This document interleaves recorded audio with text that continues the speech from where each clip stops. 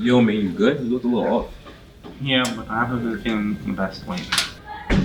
Bro, you're a man. You gotta suck it up. You're acting like a little girl. Yeah, I guess you're right.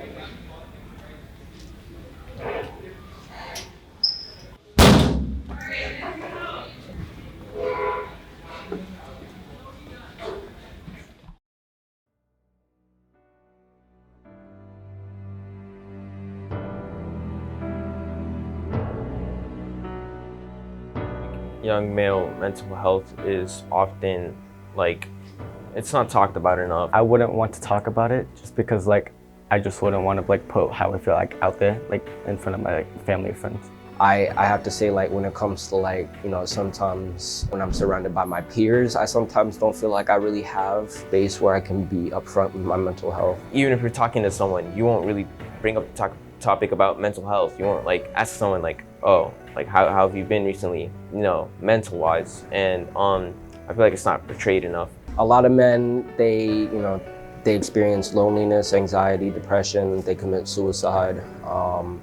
And I feel like because we're men, we're predisposed, or we have a certain expectation that we're not supposed to talk about our feelings, or we're not supposed to feel these things. And because of that reason, we suffer for it even more. I feel like male mental health is represented where it's not many people talk about it, and a subject where men don't want to talk about how they feel and how they're currently feeling at times.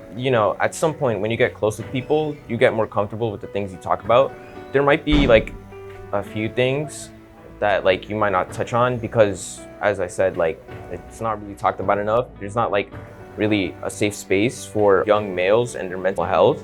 I think a lot of it just has to do with stigma and the terrible reputation that things feeling depressed or feeling anxious or feeling vulnerable or wanting to talk about your feelings, that has a negative stigma and reputation to and attachment to it when it comes to men and how we express and internalize our feelings. I feel like male mental health might not exactly be talked about enough. I didn't think that it might reach to an extent where males are more likely to kill themselves based off of that.